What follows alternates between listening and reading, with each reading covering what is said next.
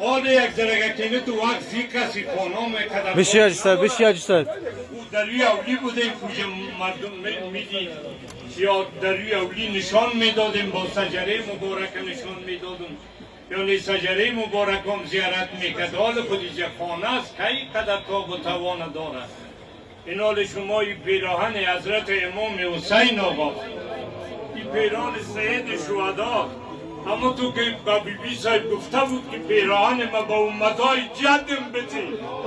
که با امام دعا کنم امام با جان دعا کنم این حال برادرها خوشا با حالتان چون پایهای ما درد میکنه شیمان ندارم وقت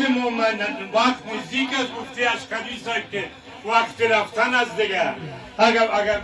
خدای کریم میدانه و اصرارش حضرت مولانا صاحب دفعالی میشید بازگینی هم میکرد آقا صاحب وقت رفتن از اون نمون رفت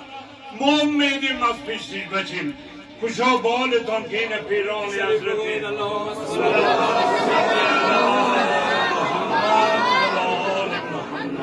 ثم صليت إبراهيم وعلى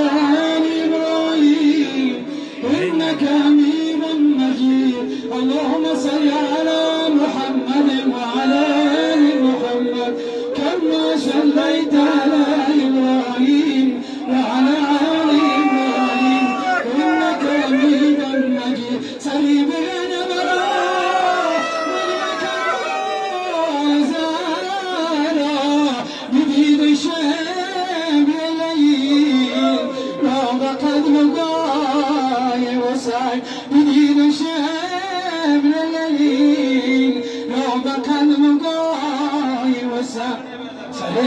سری ستار زنگار شه مجید می گذرد مگر ستاره میاد سر به خاک پای رسد قسم به حق ولا کی بسوزدش دوزخ همین قدر که بود قبر و آشنای وسای همین قدر که بود قبر و آشنای